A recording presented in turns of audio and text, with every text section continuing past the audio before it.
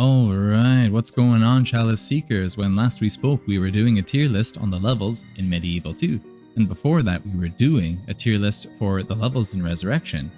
You know what that means, don't you? Yes, it means we only have the original game left, which to many of us fans is far and away the greatest of the bunch. It is the game we all fell in love with back in the late 90s, and that is none other than MediEvil for PlayStation, released in 1998.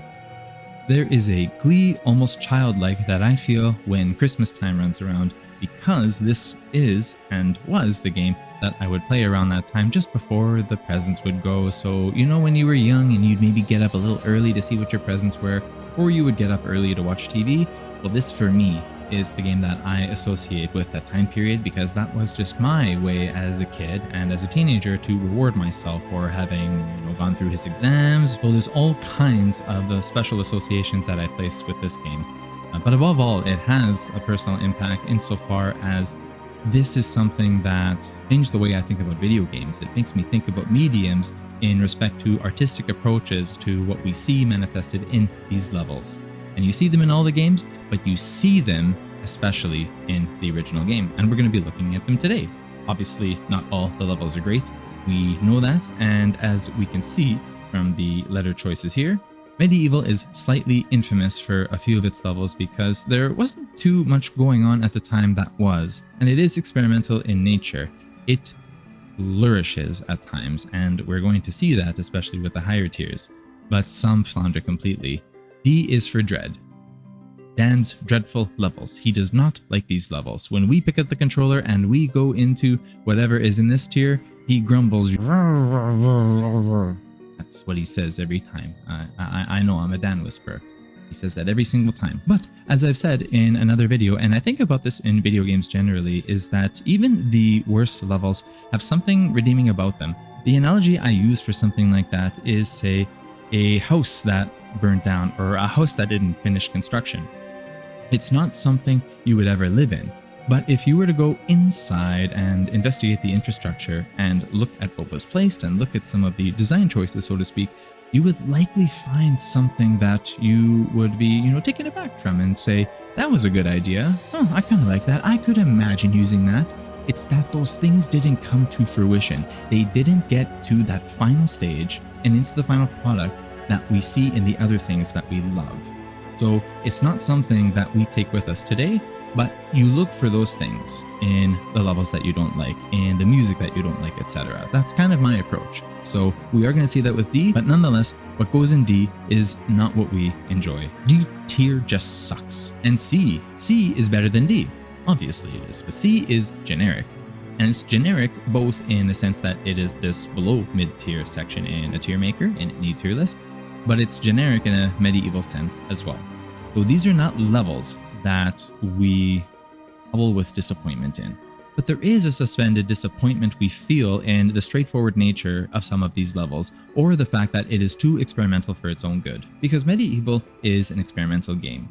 No level is exactly like the last level, the level to come. You can see some patterns and similarities going through, but one reason we really love the MediEvil series, even with the faults like what we will see in C tier, is when it really comes together. The ones that don't quite happen are obviously D, but here in C tier, these are the ones you just sort of go through and you're happy it's over when it's done, as opposed to some of the higher tiers where you just wish there was more of it.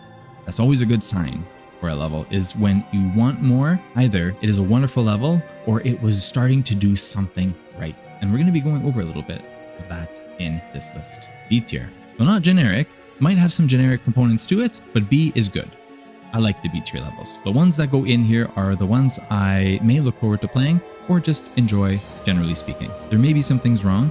There's usually nothing too glaring. It's some setbacks here and there, or some drawbacks that don't allow, say, another essential feature of the level to really shine or be enhanced and therefore kind of serve the rest of the level itself. But I have no major issue with it, and the ones that go in here are the ones I still enjoy. It's as simple as that. And on to A tier. We're not quite at the best yet, but we're not too far off, because A tier levels are great. I love these levels to death. I enjoy them. despite not being quite what we're going to be seeing up here. This may be a little bit of a controversial line here, and I would say that's kind of, the last few, because A tier is this awkward position for MediEvil levels where what you might strongly consider an S tier, I would place here, because there's a few things I don't think they did quite right here, but you would argue, no, they did, and that's why they go here. So A is going to be an interesting one in how it's able to extend to you, the community, what it just didn't quite do to make it to the very top, but also maybe what it did better than you might have expected, according at least to your own experience, why you might have put it in B, or, heavens, you might have even put it lower. What goes in here, I think, plays to the strengths with excellence, but it doesn't go beyond that. And that's kind of something that I've been running with the theme for the MediEvil games in the last two tier lists, and I'm continuing that here. They're great, they're awesome. It doesn't go that extra step to completely take you into a new space and to actually make you think about this medium. That is what S tier is for.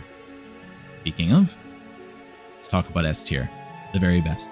These are the levels we carry with us to this day. These are not only what we consider the best, they're remarkably touching in how artistry meets gameplay experience, which is what I look for in video games. I've always found it a strange notion that people say they play video games to have fun or to escape. And I understand that. That's not a judgment if that is what you do when you play video games, or that's kind of what you pursue, right? To decompress from a long day or that sort of thing. But I suspect that most people who play video games, they do it for a much deeper reason, because this is an artistic medium. Yes, we enjoy ourselves. Yes, it is entertainment, but it is much more than that. And that's kind of what this game has done for me, is that it has made me ask those kinds of questions, right? And then you start to ask those questions further in other games, say Shadow of the Colossus or Silent Hill, right? These other games that really make you question what it is about the world we live in, based on this virtual space that you're interacting with and trying to make sense of, which is the product of people who live in the same world as you. It raises very interesting questions. And that is what these MediEvil levels do here in S tier. So there's not going to be much disagreement about what goes into these two. I think it's more so going to be a disagreement in a horizontal sense, how we sort of organize them, and maybe if you would sort of bump one up or down, that sort of deal. It's going to be the same thing down here. Should it really be in D, or it should go in C? I think largely it's just going to be, okay, I think this one's a little better than the other. It's this set of categories here, A, B, C, where we're going to get a lot of debate from the community, and I welcome that. I want to know where you disagree with me and perhaps others on what gets placed and why. The idea of these tier lists to me is like grabbing coffee. We're grabbing coffee, right? And we're having a conversation about what these things are, what they mean to us, and why that is the case, right? It's always the why. Putting it into words can be very difficult, but it is the most fruitful exercise that we have for ourselves as humans, and that's what this is all a part of. There's really not much more to go over. We will get into it in a second. I guess I'll just mention quickly that MediEvil Remake will not really be mentioned here. We're not working it in. I may just mention it in a peripheral sense, that it did something well, or it brought this to life in what it was doing. But this is not a MediEvil Remake list. This is the OG. So that is what we're going to be looking at today. But I think that's enough babbling from my end. So thank you to this user for putting this together. And why don't we just go right ahead and begin with the first level. Let's get started. And first off, to start our adventure in Gallowmere is Cemetery Hill. It's worth noting, I haven't decided in advance where any of these are going to go. This is just for this specific tier. I have some notes and I have some thoughts, but we will go through them and we'll change anything at the end if we need to. But for the first level here, Cemetery Hill is a good level. And we're going to put it in B. A great, simple, slightly imposing introduction to Xerox. Howling winds, a charming voice of the antagonist, and then the next gimmick, of a couple more mechanisms here, unfolds in the form of an upwards boulder dash. The lighting continues with the graveyard's aura, with the outdoors darkly lit, and the indoors oddly deviating a little from this low contrast color palette. It excellently captures the meaning of more than meets the eye. Sorry Dan for the pun. As we now oscillate within our means of exploration between exterior and interior, should we so choose to capture the reasons for these curiously placed boulders around the hill. Further curious to ourselves is the placement of a key item and a little lore for its use, both serving us in the value of searching to uncover unexpected trinkets and in the world building of Gallowmere for our leisure. It does suffer a little from lacking space, but it does make up for it somewhat in its usage of hidden areas and how a weapon may be utilized in its versatility. It's otherwise a solid venture, always, and an exit which gives us anticipation to the incoming mausoleum's brilliance. Always wishing there was more, always, but what is here is very good. It's interesting to me also that when I think of the secret in this level, which is so rewarding in its own right, just for having discovered something and then seeing what that leads to, I would have wished for more of that in the previous level, and we will get to that later in this list. But this is where it begins to expose you to the idea of exposure. It is about asking questions as you go through. It's not just hack and slash, it's not just dealing with the chaos around you, it's noticing things as well. So it's not the best, and it is short relative to a lot of other things that we're going to see on this list. Cemetery Hill is a classic, and it's good. Totally worthy of B tier. Next is probably the weirdest to rank because there is no combat in this level, and you can beat it in less than a minute. If you're a speedrunner, you can beat it in seconds, and that is Dan's Crypt. Dan's Crypt is not a D tier, but I am going to put it in C. The first ever experience with Dan after he smiles his way into motion and into eternal Fortesque fanfare. Lighting immediately draws us in and gives us a taste to the particular graphical style we will be working through in MediEvil. Our time here is very short, with texts to describe various functions for our practice here, along with a basic arsenal and an idea of how our movements operate. But short, very short, and with minimal reason to revisit. Much more could have been done here as the PSP version has shown us. I understand that this is just our step into the game itself. We practice with the controller, press some buttons, and read a little bit of literature to sort of situate ourselves into the game before we begin to explore with the proper introduction that is the graveyard. That said, there is a secret house here that requires us to revisit should we be curious enough to do so. The consideration was made here to revisit, and they were just starting to scratch the surface on that one. It was a good idea to have a life bottle placed here, but they could have hidden more. I don't think it's petty to wish for more here. I know I'm petty with other levels when I do say I wish for more, but in this case I think this was a requirement because they already began with the notion that this was something to do by coming back and seeing what we might have missed if we were thinking of doing so. Because of this consideration, I would say that this draws it back quite a lot. But nonetheless, the nature of Dan's Crypt is that it is really just an extremely short warm-up before we really get into the game itself. I cannot fault it for that, except for, again, what they could have added here, given that Resurrection did so years later. The way I think about Dan's Crypt is it is the hardware experience, and then the graveyard that follows is the software experience. What you are doing in Dan's Crypt is you are getting used to the controls, you're getting used to the idea of how you move and how you make your way through the game. You're just getting a little bit of touch and comfort before you step into the graveyard. And the graveyard is the software because that is the game itself. Dan's Crypt is where you crawl, and the graveyard is where you walk and run. A difficult one to rank simply because it's not the conventional level that we see with the rest. It's somewhere between Hall of Heroes and something like, well, Cemetery Hill, what we just experienced. So it barely makes the cut for what we would do to rank it with. But we're using it in this list just as I did in the ranking, and I think C is fine. Alright, next is the entrance hall. Oh dear me, this is what you call potential squandered. I really want to love this level, but it didn't do enough to do that for me, so we are actually going to put that in C as well. Do I put it here? And this is part of the difficulty. Do you put it in front or below Dan's Crypt? How do they rank against one another? Well, I guess we'll put it ahead. I suppose it accomplishes enough. A level brimming with potential, it begs to have hidden rooms and secret doors further enveloping the innermost sanctum of our antagonist's headquarters. But rather, it's an entrance split between two short paths leading us to either an exit or a room housing a chalice with some Zarok lore to enjoy.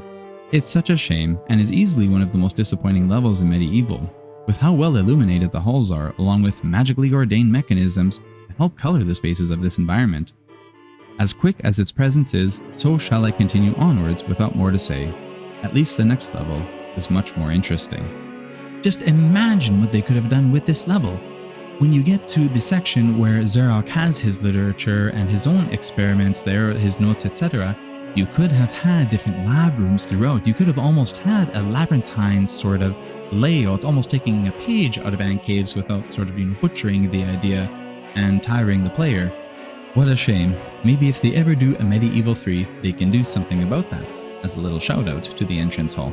But there I am dreaming. It is summertime after all. MediEvil 3. Anyway, on to the next one. This is the Gauntlet of MediEvil. There is a Gallows Gauntlet, but that's not the Gauntlet. This is the Gauntlet. And I'm not big on it, but I am going to put it at the top of C, in front of the other two. We know what it is in essence, a gauntlet layered by levels of increasing difficulty within the theme of a madhouse. I don't have too much to say given that it doesn't accomplish much when compared to almost any other region in the game.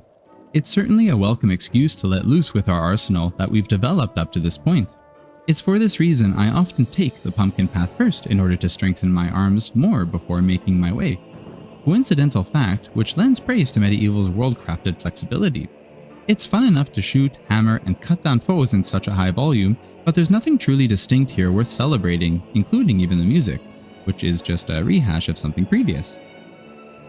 I'd have preferred an asylum with Silent Hill vibes, one more investigative, along this path's end after 2 strong puzzle-focused levels. It's fine for some, no doubt, but for me falls flat into the generic category. There are some commendations to give to this level. For example, if you are getting pummeled alive, it indicates perhaps that maybe you should go back to those other levels and collect those chalices that you missed. Or if you hadn't gone to those levels with those pumpkins on the map, maybe you should explore those and grab the chalices there to continue building up your arsenal and then return when you're more prepared. So it does have some basis of connectivity with the rest of Gallowmere that we see. It's just one floor after another, successively adding new wants in the environment as well as monster variety until you finally rescue the mayor. So there is a story beat in there as well at the end, but nothing that sticks with me. It just doesn't. It never did. On to the next one. Well, I wasn't ready to make a hot take, but I think I am about to make one with the next level here. This is Pools of the Ancient Dead. And I dare say this is one of the few levels in the series that has grown on me over time. I think I credit the atmosphere for having created this hallowed graveyard of a battlefield. And in spite of the platforming issues it has, we're going to put it in B. Let me say right off the bat that I don't dislike the layout difficulties. I've played it so much that I've somehow become accustomed to its narrow path designs, despite still falling victim to their edges. Quite often, I might add. I know many fans cannot stand how cheap these deaths feel, and that will be a major factor in this ranking, naturally. I'm used to it, but it's best to remember this was not a game built with a fundamental focus on platforming. The environment, though, I love. We feel the history here of battle done in the banners and sunken spaces, which details arms and fortifications to that past. The bombastic music brings out this established story, and is easy to forget given you're likely drowning just as you enjoy recovering a lost soul. Collecting one's way through a region is always something I'm here for in theory, and it's serviceable enough in navigating around the hazards replete beneath the intimidatingly punctured grounds above. The variation in adversaries is great, and I still strangely draw deep pleasure from knocking these armored undead to their drowning doom. The level suffers ultimately from how its components fail to come together, signifying to me that it was in need of more content or a reimagining of what it has here. It's as though I've had a gradual awakening over time as to the intent with the atmosphere and what it is supposed to do in spite of the frustration. They were trying to make this challenging, right? Games at this time were hella difficult, but it is about the environment. It is about what you see and feel, and I get this kind of bombastic gravitas. I think it's worthy of B. I'm gonna put it there. Not trying to start a war with anyone, ha ha ha ha. We'll just go to the next one. That is Pumpkin Gorge. I would have put this at C tier at one point, very early on. I did not like this level. But as was just said with Pools of the Ancient Dead, it has a way of lifting you into a different dimension of your senses. And I think what it accomplishes here, where it's kind of almost more quizzical, it does really well. I'm going to put it here, and I am actually going to put it just before. This is an interesting one. It's somehow both linear and varied in routes, giving us some unexpected explorative features to enjoy. Right off, we need to talk about the chalice, as it hampers the given subject of navigation. You have no choice. We are all bound to the inelastic stretch of having to pursue the end in pummeling all pumpkins and then backtracking to the start if we want that ever-enticing chalice. I'm not a speedrunner, so there's no charity on my part for this dev choice. It could also be in part to me sucking at platforming. Who knows? It's the theme of the gorge, back and forth, back and forth. It's worn on me over time. That said, secrets are well packed here, and I've always enjoyed the variation in its challenges. It's just that they don't rise to the heights of quality as other parts of Gallowmere do. But I can't consider it bad, far from it. As I said, it's interesting. Strengths and weaknesses collide to fuse what is a region of contention for fans. This guy here can only say it is fine, and that's okay. They honestly could have done two things in this level that would have immediately put it into A and maybe even S. And that was to find a way to make the level more conducive to reading the chalice without having to backtrack the whole darn level, unless they had added some meaning along the way, and maybe adding another path, making this more of a maze than what was initially constructed here, because what is here is pretty solid. If you had just added a little bit more to kind of create some confusion to the players so that there's more replayability, and whenever you're going through, you're sort of second guessing the decisions that you make based on the paths you choose, that's a recipe for an excellent level. It's a shame we don't have it here, but it's not a bad level. I don't dread it the way I used to. Oh, that is such a happy sight. What you see here, my friends, is Scarecrow Fields, and that makes it our very first S-tier level. Ah, Scarecrow Fields. Sometimes I wonder if this is the greatest level in the series. When one considers how tightly designed it all is, with strengths from various levels composed together in this collective symphony of design choices experimental and yet so richly successful. There is no other level in this series which pivots from one gimmick or mechanic to the next, save for the Freak Show or the Asylum grounds, but even then, they don't do so with the quickness and efficiency that the Scarecrow Fields do. Imp-operated machines, danger-infested fields, haystacks hosting corrupted agriculturalists, farm-themed gauntlets, all among a beautifully morose skybox akin to something like haunted ruins. Winding paths immaculately strung together which a certain follow-up region couldn't match, looking at you, Pumpkin Gorge, and secrets so satisfying to uncover that I still enjoy solving them despite knowing exactly how to carry them out. Scarecrow Fields to me is the beacon of Cambridge madness brought to near unsurpassed brilliance in how this level consolidates the obvious dangers ceaselessly waiting for Dan, yet buoyant by a soundtrack that aids in our need to quicken through these obstacles with a bubbly kind of expression in the audio. From the opening cinematic to the green specks of magic trailing on, not a second here is wasted, nothing is dull, with every corner and pathway crafted with passion that I'm grateful for to this day. Thank you, Cambridge, always, for this masterclass indelibly marked in MediEvil fanfare. You know, I still remember back in the 90s, just before this game released, and when I was going through the demo disc, one of the main marketing features that was associated with MediEvil was the Scarecrow itself. It was the menacing image that you saw of the Scarecrow in that cinematic. So it is an association of what I have actually made with the game itself, and I still do to this day. So that image alone is nostalgic beyond belief. The level is a grand creation. I adore it. Speaking of adore, I'm just kidding. That's the Ant Caves. That's our first D tier. I like to start with the positive sometimes, as it's an exercise of wellness and gratitude. There's not much of it here, but hey, let's try. Atmospherically, it was one of the most distinct in the game. We are in the midst of insect life as a mini skelly, deep in the hostile labyrinth of ants who pursue us to no end. Granted, we're here to steal their belongings and even their understandably imprisoned captives, but come on, let's work something out, you know? Anyway, their home is cast with menacing spaces, connected darkly between dangerous conduits and breeding grounds for us to brave. It's good, in theory, but only in theory. Carvings on the wall add a humorous and thoughtful touch as well. I expect no less from Cambridge. Nice. Alas, it's a dread to replay, with too little interest made in the layout to delight our senses as other levels accomplish so well. Going in circles can be quickly tiresome, and ants offer no reason to quash other than for a cheap thrill. After having potentially run marathons here, we are punished with what's likely the worst boss fight up to this point, regardless of level progression. It's a rinse and repeat mashup with ants for mob waves, one of my least favorite design choices for such encounters, a peeve of mine across game design. The level's a pain, and as I've mentioned in a previous video, its greatest redeeming factor is that it's optional. caves are infamous and absent in Resurrection for good reason. Oh, ant caves.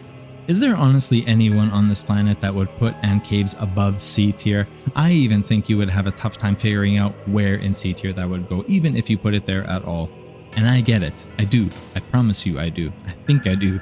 I could try and gaslight myself to death all day long about how I would be mistaken based on my experience with this.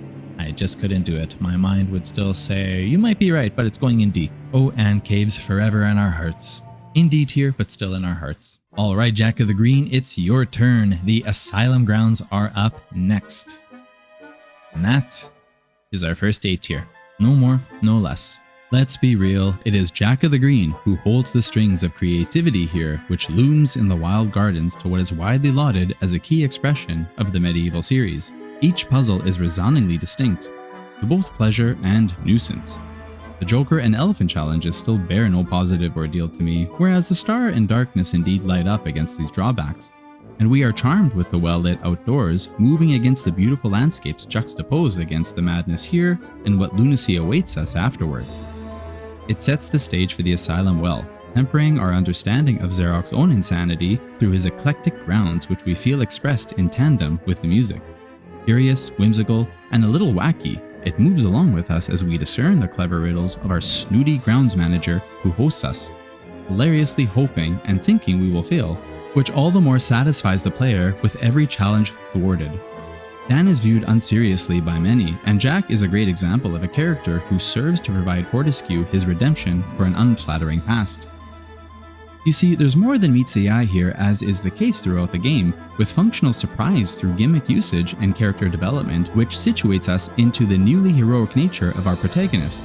Dan is viewed and felt as a buffoon from his past, and we are the interactive witnesses of his actions born into a new and greater self. The annoying puzzles aside, it does too much really well here, and I consider it one of the greats still.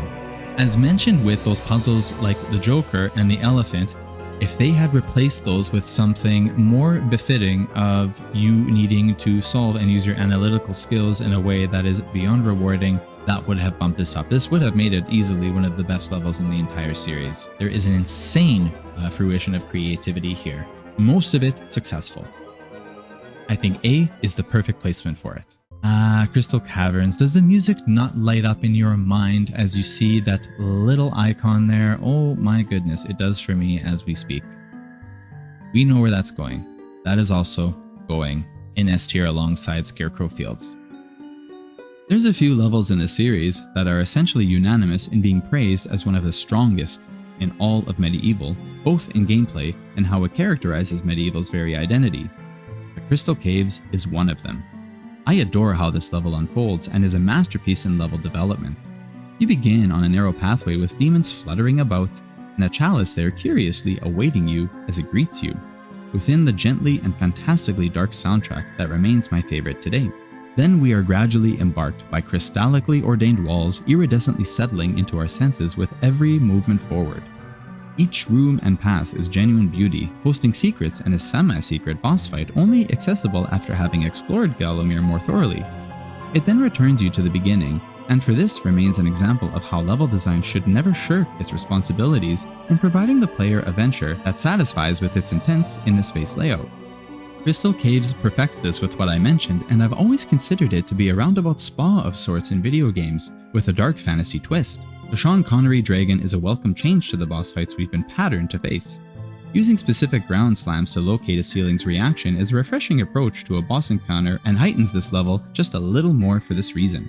Crystal Caves is a level that speaks for itself as a deeply pleasurable part of MediEvil to behold visually, to melt into audibly, and to experience into our humanity. Without any doubt, one of the best. Keep in mind, this was the year where, Ocarina of Time came out. This was when Metal Gear Solid came out. If you had a strong enough computer, Half-Life came out. But after I heard the music for the first time, and the hundreds of times since, there was nothing that could have rivaled my excitement for it. This, like the Scarecrow Fields, is a key component of my love and passion for the series. We are on to Enchanted Earth. Where do we put you? It's going to be very high. I think I'm going to put it in high A.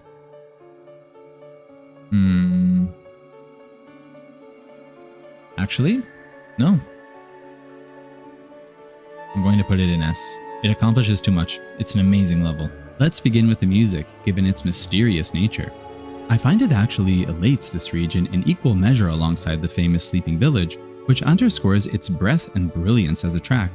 What's created here is brought to life as though we were made to experience the dark magic in action of a forest clearly once beautiful, but marked by a selfish antagonist's dirty work. One of its greatest strengths is its aura, how the slightly more open spaces feels natural, especially given that the initial aggression felt here is by nature itself. I still experience awe when riding the gondola upwards and away into an isolated treetop beautifully surrounded in a shroud of mist. It only gets more interesting when we realize demons are imprisoned here and that they could be released. Oops. The monsters provide a welcome boost in difficulty, as well as an interesting shift in the level's dynamic. Boss fight is acceptable. I like the tilting plane given it adds to the intensity of the encounter's danger, and is one of the more rewarding fights in the series. Fountains like this are so generous. Fill her up, Dan. It serves also as a great example of world connectivity in MediEvil. Hints are provided in the various texts to provide a little exposure as to what's available. Don't have the demon artifact? Not sure yet what to do with the witch's talisman? Simply come back when you do and enjoy what unfolds once you've deciphered these points of interest with their respective keys. It is overall dark fantasy executed to a player's most positive expectations, crucially bridging our adventure between the two halves of the game. I'm not sure I would go so far as to call it a masterpiece, but it would either be that or something very close, akin to the experience we expect from the greatest of MediEvil, and is nothing short of excellent.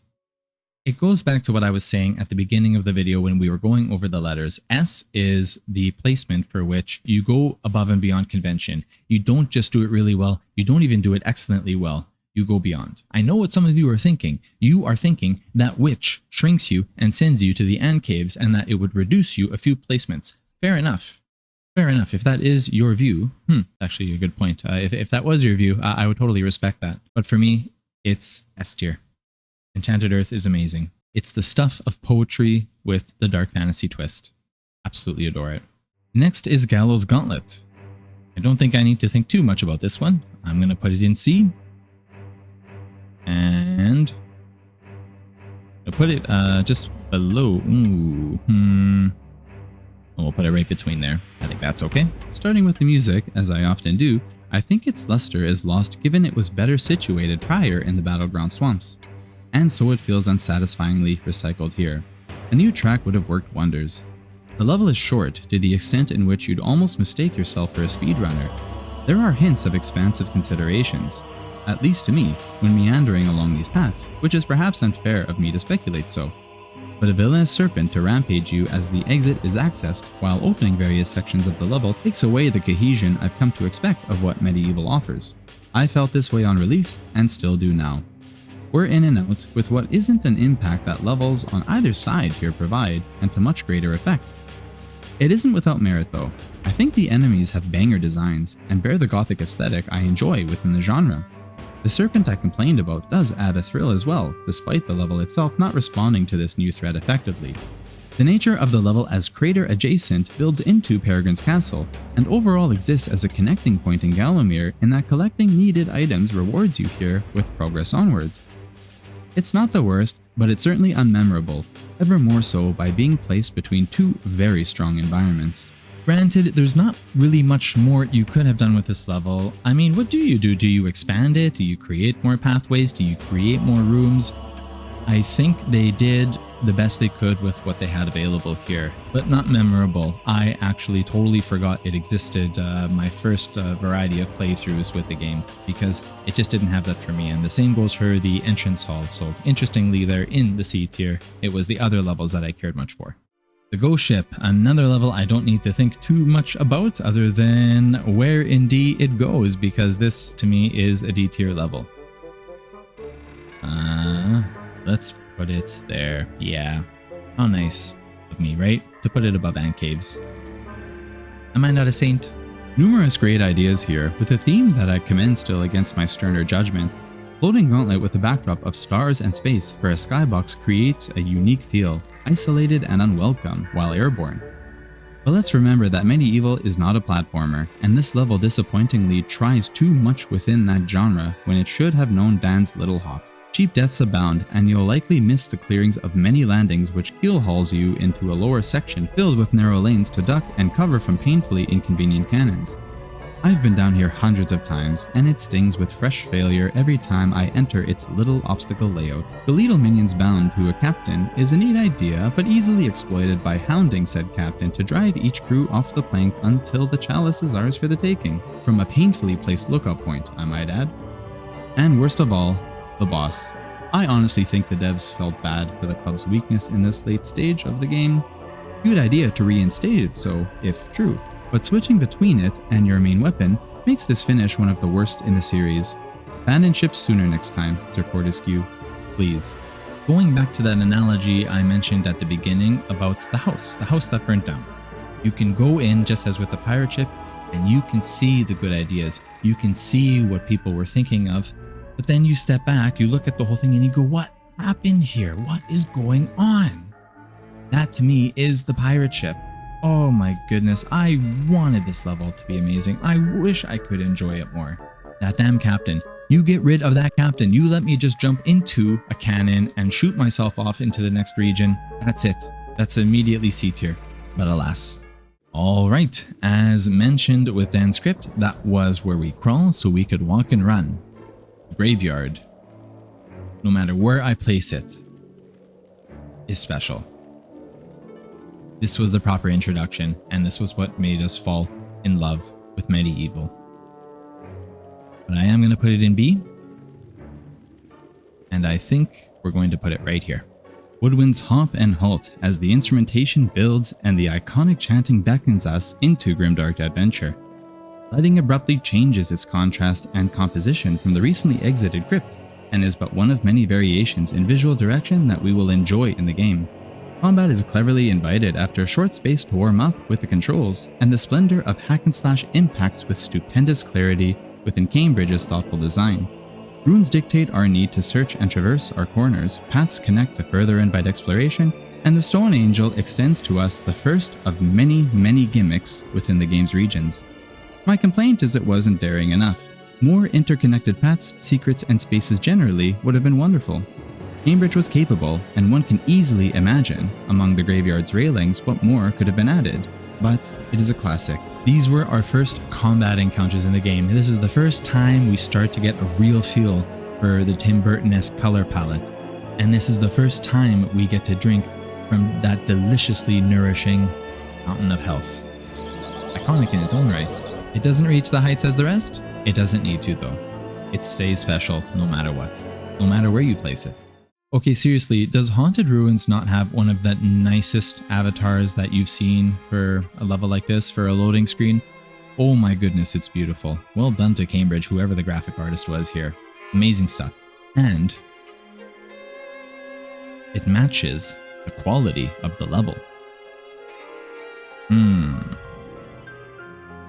You and I know it's going in S. Yeah, it's going here. Haunted Ruins. Wow. Atmospherically ranks among the best in all of gaming. Every corner tells a story of this ruination that our hero once considered home. The crenellations bear our camera's gaze to the various fixtures which detail the chateau's infrastructure, subtly beckoned by an endless gloom around the burg's walls, darkly whisking the skybox's sorrowful presence as though it bore winds moving with the lonely expressed music accompanying us. I said this and more in my series ranking, so I'll spare the essay on its evocative nature, as I think I speak for all fans when I say that Haunted Ruins speaks for itself. All visual fragments dimly light together in gothic perfection, working in artful unison with the demons that now run the show here, along with the pervasive theme of isolation. It could be argued that in terms of overall level composition, it comes together best in Haunted Ruins, within which the developer's talents were tested and triumphed in considering how a player's sound and sight could be best satisfied in a dark fantasy setting. I love being able to finally meet the king, to roam for runes, and most satisfying of all, to relieve the innocent farmers of their impending debts. The treasure gifts granted after still feel wonderful. The final collapse is a gimmick that puts one last twist on this level, and cleverly so. It is embedded in memory like a dream recorded and reread, with the human consolation ageless in its endearment to the fortunate player. I have not experienced anything like Haunted Ruins before or since. There's just nothing like it. And ever since I've been playing, that fact remains. It remains a masterpiece, and I want to go and play the level right now. I want to go and replay MediEvil. Oh, goodness. Okay, only a few more levels left, and then I can. Yay! And from one amazing level to the next, we have the Hilltop Mausoleum. It's not going in S, but I am putting it at top of A. Absolutely. The organs of a haunted church greet us with a charmingly haunted atmosphere bound by a beautiful brightness above its catacombs, and I cannot tire of this introduction since playing the demo disc back in '98. It consumes its fans all the same today in macabre deliciousness. We transition to this level with an interesting little paradigm shift where we've just potentially known the explorative satisfaction of uncovering secrets in a more lateral sense, between inside and outside. Now, the game twists it up against our expectations and introduces us MediEvil in its forms of verticality. I love this, and it's paired with the need to quicken our movements and reaction times when racing against quaking floors and avoiding thieving imps. The abandoned mausoleum is so alive despite said abandonment, touched poetically by an opportunity to relieve a musician's suffering should we venture to find his music. Like many MediEvil regions, the richness of design and conceptual presentation grow on me and my fellow fans when we step back to enjoy how this all comes together, all to a deepening effect of our fanfare today. There's thousands of us out there, really. Link in the description below to the wonderful one-eyed community. The music retains our engaged senses all across the dangers we encounter here, never knowing what to expect, which is the magic of this church. The Stained Glass Demon is still one of the most aesthetically pleasing boss encounters ever to me. The final cry with a shatter splendidly iridescent is an echo embedded in memory, a brilliant finish to this excellent level. And it's not as though it's the most memorable boss fight in terms of how it functions. There's nothing amazing about that. It's really just the nature of the encounter itself. Why aren't there more boss fights like that? Why are there not more boss fights that are made of stained glass where you would sort of chip away and it would almost be something that you would kind of craft a design out of as you're fighting it? I think that's such a great idea. It's almost as though that's what they were going for here. And the death rattle. Oh, wonderful. Oh, how I dread going from one wonderful level to something that is just the opposite. Here's the thing. What's the lake, first of all? The next level is the lake. I just came back from the lake. And the lake is a place of respite. The first thing I do when I go to the lake, it's a 3-hour drive from where I live here in Winnipeg. And there is a little cafe there. It's a little resort. The first thing I do is I grab my espresso. I go off to the end of the pier and I just let the wind wisp into my face and hair as I take my sips and enjoy for a moment the fact that I have made it and that I am able to do as I please out in nature for my time there. There is no greater spa experience than being out in that kind of environment. Hiking, kayaking, reading, and just being. That is what being at the lake is all about. Why am I talking about this exactly? Because this level is the exact opposite of all those things I just mentioned. I think it would be too harsh to put it in D. It does accomplish a fair bit. Yeah, I'm going to put you underneath Dan's crypt. This level was a missed opportunity in a number of ways. What we see when we roam are the remnants of a once thriving lake town, a community connected through its boardwalks and what appears to be a series of sophisticated mechanisms for their social and commercial needs. It's a start to great world building, but it doesn't develop much from there, with a couple texts throughout to add context and then the rest to your imagination. That's one miss, though I make the most of what's here with my mind regardless, as it still echoes the constructive means of a level as Sleeping Village and Greenwich Observatory accomplish. Another miss are the monsters. The level has bugged on me multiple times in that I've knocked a baddie into the water never to see it again, barring me from the chalice. Water monsters are also not exactly fun to finish with your missiles. Navigating boardwalks, knocking enemies off again and again, it's just never been a good time. It's one of the weakest in the series for these reasons, and no underwater elephant could save it from that. The ruination in the level that harkens to inhabitants once living there was really cool, and I would have liked to see a little bit more life or hints of it in some kind of a spirit sense, right? Where maybe you talk to a ghost or someone of the past that could tell you a little bit more about what was going on, just a little bit more world building, where there was clearly room for this to happen there. But far too many frustrations based on the design and monster choices that occur here keep it from going higher. Yes, I am keeping it beneath Dan's crypt. Bottom of C tier. I want to go back to the lake now just to relax and to forget about this moment. Alright, next up is Pumpkin Serpent. I like Pumpkin Serpent. The question is how much? I wouldn't put it in A tier, but I would put it...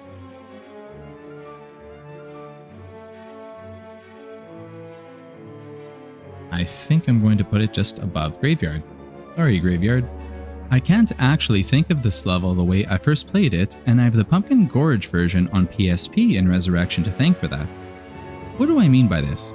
Well, Resurrection found a way to combine the Serpent level here with the preceding Gorge, and it did so by elevating the existing strengths of these two regions while discarding what I thought held them back. In other words, there'll always be a part of me that harkens for this treatment here. But hindsight vision is 2020, so let's now be fair and measure the merits of its quality within the context of its original release. Search and destroy, or hide and seek, whatever you wish, is never dull if done right, and it succeeds here for me. No matter how many times I play through, I'm slightly forgetful, grounding a freshness of experience not yet lost on me in subsequent playthroughs. The Granny Pumpkin is delightful and heartwarming in her realization, adding a smidge of world building here as well as world connecting.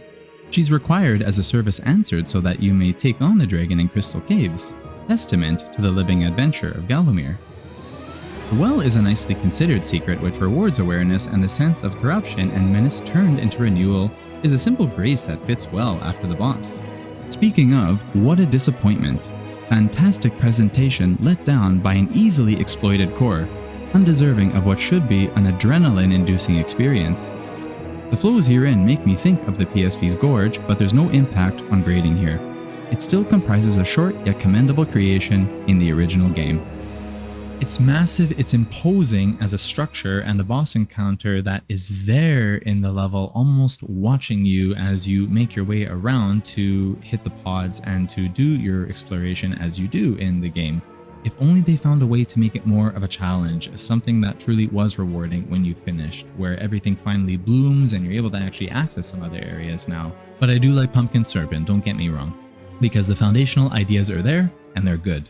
Going back to what I said about S tier at the beginning, these are the levels that are able to supersede the conventions of game design itself. Not just what is done in MediEvil, but what is done in gaming altogether. Especially when it comes to the 90s, where this was something that was still being explored, that is 3D gaming. What better example of turning things on their head again and again within the height of creativity, the greatest atmosphere and music that you could possibly imagine coinciding with all of these things, which is the apex of quality, which reaches the heights of other masterpieces. That is the Sleeping Village. And it is my favorite level in the entire series. It must go in the #1 spot. The Sleeping Village is a mesmerizing masterpiece. Mood is captured and dissolved into this village, corrupted by the maddening magic of Zarok, and we're once again caught a little off guard by the developers in how we must approach the given challenge. As stated in a previous video, we are embarked to preserve the innocence, an odd change to be more delicate here than our usual rambunctious selves, hacking away at anything that moves.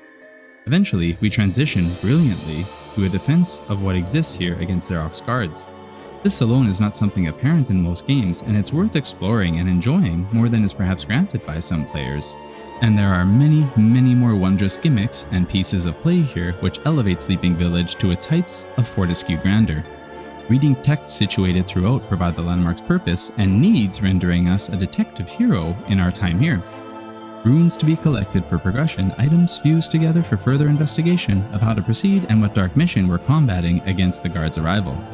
We backtrack, dash, meander, and hop along every path without TDM, as every item is given great thought to its location, considered an essential part of the layout's whole. Is there really anything this village doesn't succeed in? I think not.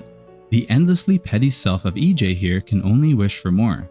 We feel the full effect of Tim Burton's aesthetic as a foundational inspiration, an awe-inducing town sprawling between alleys cobbled beneath households with contorted rooftops overdrawn by a skybox that, if bearing a voice, would communicate something like the spell-binding music by Bob and Barn, that further melts us into this kaleidoscopic work of art which gathers and contrives mechanisms both from MediEvil and other great titles into what is still an experience to me near unrivaled in how it achieves a stimulation of the human condition in all its efforts, and I consider it no less than the sublime. In fact, I have some examples of that here to illustrate from the Oxford Poetry Lectures, A.A.C. Bradley. But whatever strikes us as sublime produces an impression of greatness, and more, of exceeding or even overwhelming greatness. And this greatness further is apparently no mere accompaniment of sublimity, but essential to it. In the sublime, even where no such tendency is felt and sublimity is nearest to beauty, we still feel the presence of a power held in reserve, which could with ease exceed its present expression. He mentions also how the sublime is rooted in fear, as we live bodily limited against a storm or sky that appears at first unlimited, intimidating us into an awareness of our temporal nature. This could be said for the village in its lighting usage, the sorrow sworn into the soundtrack, and how the composition initiates a sort of isolation in the player, then gradually becoming one with their experience grown into higher senses, and then into the sublime itself. It may sound like an exaggeration to some, but to me, and I suspect to some other fans, this is the feeling we receive and continuously experience when replaying The Sleeping Village. I've jokingly used the word sublime in the past to describe something, whatever it might be, but in this case, there is a kind of seriousness in it where it does take you to a transcendent level. You could say that engages you in a sense of the spiritual. Many of the greatest minds had an understanding of the human condition which connected them to the rest of their humanity. And I believe it is through experiences like this that are able to achieve that within ourselves. It is through music, it is through sailing, it is through the things that we do in the world. And The Sleeping Village is one of those instances immediately, and what follows for every single playthrough that I've done after in it, that makes me feel that kind of connection. The Sleeping Village is one of the few experiences I've had which has given me access to the sublime as I just described it and as I quoted, and even today, since then, very few have been able to do something like that for me. That is how powerful this has been. So no offense to the next level that has to follow in those big shoes, but it's not a bad level. That is the Time Machine, one of the last levels in the game, and I dare say it is the last good level we have in the game. There's only one after that, and it's actually the one we'll be ranking next. But the Time Machine is a good level, and I'm going to put it at the bottom of A. The theme is incredibly well captured and expresses both the world of MediEvil and the scientific madness of the game's antagonist. It did platforming the way Ghost Ship should have, present and not excessive. Reversing the twisted clockwork mechanisms and their quick hands is thrilling, taking cues from Scarecrow Fields in this, and in how it continues to surprise and delight. You cannot possibly know what to expect when it's your first time here, and that's a beautiful thing. The music is buoyant, playfully quirky, and one of the most fitting tracks to its original region in the entire series. The time mechanism for opening sections is a pain to repeat, though smart in theory and a proper association to the level containing it, but still annoying. It's not a bad region at all, bursting with content, creativity, variation, and enjoyably designed. What I think I enjoy most about it is sort of this badass feeling where you are in this endgame heroic phase, likely with a full arsenal to hammer through the guards with, and taking it back to them as the Sleeping Village they were trying to do so with you. It's a poetic reversal of what we came to experience earlier, now turned on its head, throwing Dan forward as a hero so close to the antagonist's demise. Uniqueness is a key feature, and what really impresses me about the Time Machine is that you're at the end of the game now, and you're just still being surprised again and again with every level that comes. In some cases it's for the worse, but this is an example of where more things are just being distorted and twisted in the imaginarium of great minds wishing to do something different. The Time Machine is indeed different. Well done to the team for that one, indeed. Well, we're on to the last level. Not literally, we have 2 more levels for the list. We are almost done, but the last level in the game, and that is the boss encounter. Final boss, Zarok himself, with 2 other fights that happen, and that is going in C. I get the idea here, I really do. 3 different ideas in 3 different fights, and indeed each encounter varies. One has you fighting a glorified regurgitation of half the game's boss fights, which is sadly Zarok himself. Another you don't fight at all, but rather give your life for others, which makes Dan a Giga Chad, let's be real. And then there's Kardok, who can be mowed into dust within seconds. At least Dan got his revenge. The army encounter is such a swell idea. It warms us up and also turns things on their head entirely for what we've been doing all along in this game. No hack and slash, we're playing Doctor and setting the stage for Fortesque's triumph just as we did in Xerox Gardens with Jack of the Green, proving in steps how formidable this supposed barnacle really is, with fantastically hilarious results. Designs are all totally fine, Cardok especially, but any possible spectacle is diminished either by ease of victory or the lack of purposeful engagement for what should be the glory of a final showdown. Xerox could have learned a thing or two from some other bosses in the series, especially this guy. It's an underwhelming end to a magical journey, and as I've said before, Dan deserves much better than this. Maybe I'm being too harsh on this level. I'm trying to give it its roses where I can, as you can see. But it may be the fact that the final fight with Xerox itself isn't quite as bad as I'm making it out to be. If you think it's better than that, I would love to hear why you think that is the case. And at last, we are at Return of the Graveyard. I do like Return of the Graveyard. Warts and all. I do like it. How much do I like it? I think I like it just a tad better than the original. And we're back, with a new score by Bob and Barn that situates us well with an unwelcome aura even more hostile than the initial embarking from Dan's script. Zombie variety and volume have increased, which does initially keep us stalwart and stimulated in our efforts forward. Wolves are added further to the variety and as an interesting foreboding of an encounter we're to partake in before leaving this cozy little place. This encounter though is far less interesting of an engagement than the Mausoleum's demon and repetitive in nature. But hey, we do get our indispensable dash from them, so thank you for that. Boulder gimmick is a nuisance and needed something more rewarding to its mechanism or a change altogether as was accomplished in Resurrection. The level's nature is curious too. We come back in a separate region, not to the same graveyard? It would have been a remarkable introduction to the game had this been fused together with Graveyard in some fashion similar to what Enchanted Earth did. It's far from my favorite level, though redemptive in a few ways as mentioned. Perhaps the cap of that is the coffin secret, riding one down the creek with a jubilantly displayed array of goodies and a cheekily heartwarming text to encourage such curiosity. Still one of my favorite moments in the MediEvil series. I love it. I don't think it's truly a bad thing to have separated these and to make the return within another section as though it were a completely different level, as though they couldn't have been connected together. Who doesn't love a good dash? And it is those fine wolf guardians that grant us to it. So yay for that. And here we are. This is the final list. Why don't we do a quick comb through to see how it looks in case there's any other changes I want to make, but I think it looks good from what I've done. I promise I'm not as stubborn as I sound. Maybe I am, but I like it. I think that is it. There you are, the original MediEvil level tier list. A video long time coming. Sorry for the wait on that one. Busy as usual. I'm going to see what I can do about future videos. But this is the last tier list that we've done for the MediEvil series, so I'm going to have to think of something else if we're going to stick with the theme of this series. I may take a break from it and do another game series afterwards. This is, after all, a gaming content channel, so I do want to look at some other ones. This is just sort of the one I'm basing it around, so we will do more MediEvil content, but I may do something else for a little while as well. Plus, I like tier lists. They're just loads of fun. Or I may do another ranking video. Who knows? Well, that is all, I think, my friends. Stay hydrated out there. It is summertime as I'm filming this right now, and it is about 30 degrees outside here in downtown Winnipeg. Nonetheless, I am going to go for a walk after this and just enjoy the warm, cozy glow that the summer evening casts on us. So try to enjoy yourselves. I know it's a tough world out there. I know things are getting more expensive and things feel like they're getting more chaotic, but hey, plug off, try to relax, try to unwind, and hey, read a good book. No shortage of those out there. And of course, playing a great game as well. Tackle that backlog of yours, will you? Until next time, take care.